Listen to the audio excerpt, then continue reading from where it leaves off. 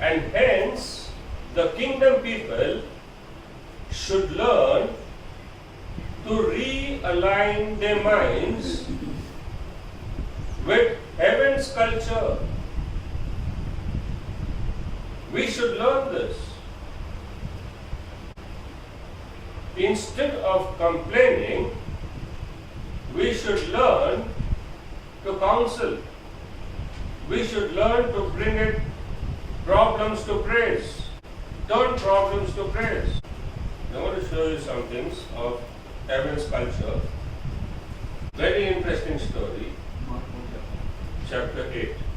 Mark chapter 8. Very interesting story. The background is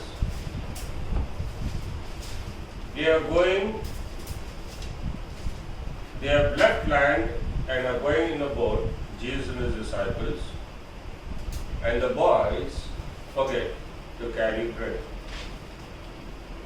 Of all the things, you forget to carry bread. And boys being boys, they will run and then ask what? And ask where? That's boys. Yesterday, my younger boy ran up the steps. Oh my God, you're kidding. What are you doing? He ran up the steps to throw the garbage, but left the garbage at home. That's why I got wondering about something. I can understand. That was the boy one day. Okay. So they all jumped into the boat. We have it in the Bible, so don't feel bad. They all went and jumped into the boat, set sail all off in the middle of the sea. This is basically a sea, the Sea of Galilee. Oh, where's the bread? He left the carry bag on the tree. Mark 8:14. The disciples had forgotten to bring bread, except for one loaf they had with them in the boat. So there was one loaf lying in the boat. He says, be careful, Jesus warned them, watch out for the yeast of the Pharisees and that of Herod.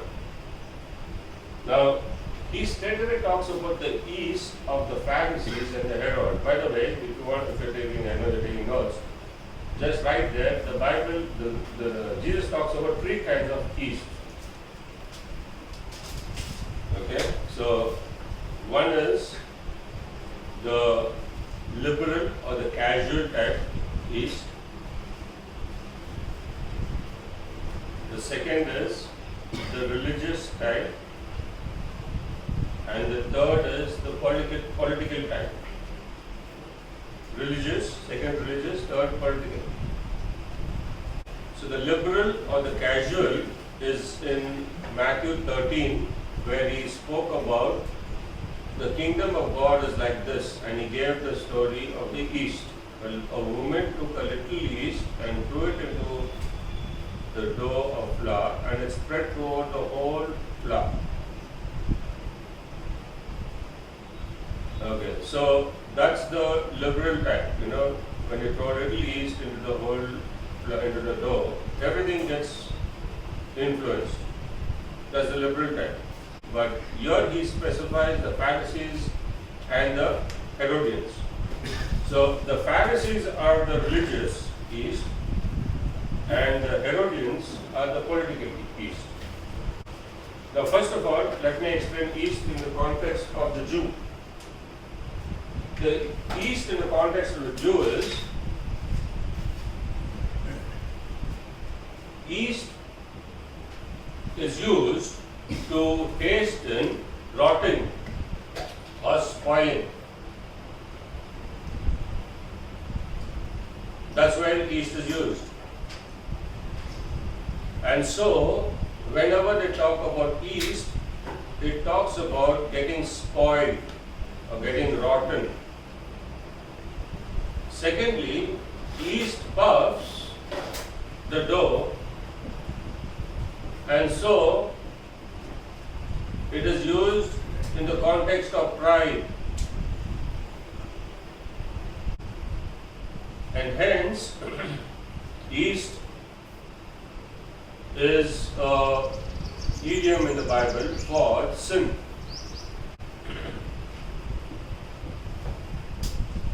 Because the wages of sin is death. And ultimately, corruption will kill you.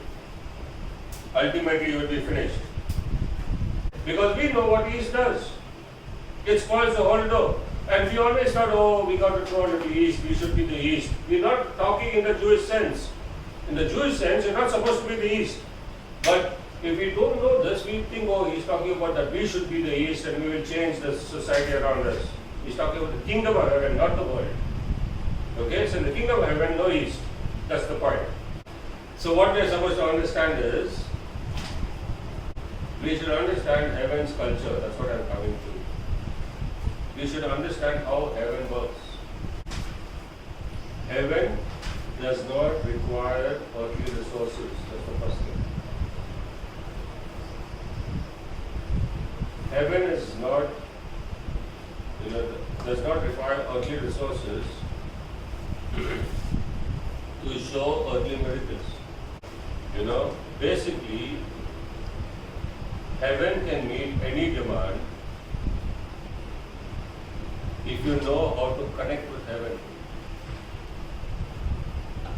Heaven can meet any demand. Do you understand this? He's asking them. It's not about you brought the bread or didn't buy the bread. It's about understanding heaven culture. Heaven is not interested in all these things. Heaven wants to know, do you understand it? So what you got to understand is, when I am facing a challenge, it's an opportunity